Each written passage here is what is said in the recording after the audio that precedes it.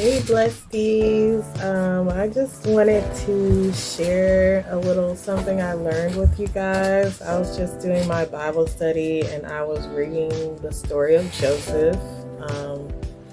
I read Genesis chapters 44 and 45. And I just wanted to share what I learned. So bear with me as I read through my chicken scratch and tell you guys my messages that I got out of these two chapters. So first, a quick summary of these two chapters. Joseph set his brothers up again. He put money in their sacks, and he actually put a silver, I guess it was like a silver cup or something that he was using during dinner in Benjamin's sack. Benjamin is Joseph's youngest brother, if you guys don't know. And Benjamin is basically the brother that kind of was made to replace Joseph. So he set them up, and he had his servants stop them on their way back to Canaan and bring them back so they can answer for their crime, because obviously he made it look like they stole from him. So when they came back before Joseph, they basically pleaded that Joseph wouldn't keep Benjamin, because Joseph said he would keep Benjamin since Benjamin's the one who stole from him. They pleaded that he wouldn't keep Benjamin, and that he'd keep one of them in Benjamin's place for the sake of their father, because their father said that he would die if anything happened to Benjamin, because he already lost Joseph. So after they did that, Joseph was touched, and he started crying and everything, and he finally revealed who he was to his brothers. So now that excuse me. So now they know that he's their brother Joseph. And he told them to come up out of Canaan and stay with him in Egypt. And even Pharaoh and his servants were pleased and more than welcoming to Joseph's brothers and his family. So that's the summary. And these are just a few scriptures that stood out to me, and after I read the scriptures, I'll explain why they stood out to me and what I got out of them. So Genesis 45, 4-5. And Joseph said unto his brethren, Come near to me, I pray you. And they came near. And he said, I am Joseph, your brother, whom you sold unto Egypt. Now therefore, be not grieved nor angry with yourselves that ye sold me hither. For God did send me before you to preserve life. So these verses are a clear and true demonstration, an example of God's pure, unconditional love. Excuse my little one over here making noise. Cutie pie, you want to say hi? Hi.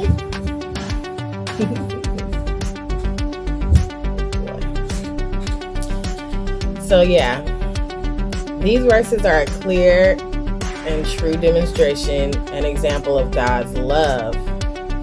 So even though we sin against God and we choose to stray from Him at times, He still loves us. He still wants to be near us. He wants to be near to us, and He always welcomes us back with open arms. And on top of that, He doesn't want us to be grieved or angry with ourselves for what we've done, for our sins. He wants us to know that he can still work it together for our good. So yeah, that's what I got out of those 2 verses. And then the next 2 verses are Genesis 45:16 and 18. Okay. And Pharaoh said unto Joseph, say unto thy brethren, this do ye. Lade your beasts and go, get you unto the land of Canaan, and take your father and your households and come unto me, and I will give you the good of the land of Egypt, and ye shall eat the fat of the land. So, what I got from that, these verses show that when you are blessed and favored by God, those around you will be blessed and favored by God as well. So that's that little small. Well, it's not small, it's pretty big actually, but you know. And then Genesis 45:22 stood out to me. And that says, to all them he gave each man changes of raiment, but to Benjamin hold on, I can't read my dang. But to Benjamin he gave 300 pieces of silver and 5 changes of raiment. Okay. Sorry, y'all. I should have just read it in the Bible. It's right here. So for this one, it stood out to me because I knew it was showing something about God's love, but I was just stuck. Like I couldn't figure it out. So I had to ask Copilot for this one. I can't remember what I asked him, and I also can't tell you guys what I asked him because, I can pause the video and then come back. Hold on. Okay, I can't share what I asked Copilot because I forgot exactly what I said that prompted this answer. But I think it, and you know, it's gone. I don't know where it went, but it's gone. But I think I asked him, like, considering that Joseph didn't really know Benjamin and everything, why did he bless Benjamin more than the rest of them? And I told him that I know that it has something to do with God's love, but I just couldn't figure it out. I can't remember the exact thing I asked, but he gave me a really good answer. So he said that it demonstrates God's abundant, unearned favor and his ability to pour out blessings, not as a measure of fairness by human standards, but as an expression of deeper purpose. God's love often exceeds human understanding and defies expectation. This could teach that God's blessings aren't limited by human notions of equality. His love is abundant and tailored to individual circumstances. It reflects the unfathomable grace of God's love, that he meets each of us where we are, gives freely according to our need and purpose, and often uses unexpected, like Joseph's reunion with Benjamin, to reveal his plans for reconciliation and overflow in our lives. So I thought that was really good. It really hit home for me because I was like trying real hard to understand,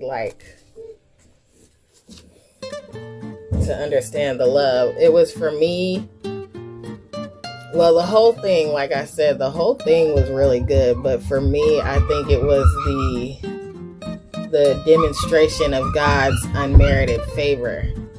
That's what really was like, woo, yes, that it is. Because all of God's favor and grace is unearned. And he still blesses us and gives us everything we need. So yeah. Okay. And then the last verses that stood out to me in these in this chapter was Genesis 45, 27, and 28. So let me read from the Bible because y'all saw me struggling last time. I was struggling with my chicken scratch. Okay, 45, 27, and 28. And they told him all the words of Joseph, which he had said unto them. And when he saw the wagons which Joseph had sent to carry him, the spirit of Jacob their father revived. And Israel said, It is enough. Joseph my son is yet alive. I will go and see him before I die. So for that, like those verses, when I read those, my heart is just so full, especially verse 27, because it's a representation of how God heals, because he does so much more than just heal. He restores, he renews, and he revives. So I just love that so much. God is so good, and I'm so glad to know that Jacob was able to be reunited with Joseph. So yeah, that's what I wanted to share. Sorry, I know this video was like all over the place, and it had my darling dearest little son in here making a bunch of noise. But I hope that didn't distract too much. I hope you guys got the message that I was trying to send. And I hope that what I learned has added to you and taught you maybe something you didn't know, and helped you to understand God and how he loves us a little bit more. So yeah, all right, you guys, I love you. Have a great, wonderful, blessed day. Be abundantly blessed, and may you be in health and prosper even as your souls prosper. Bye.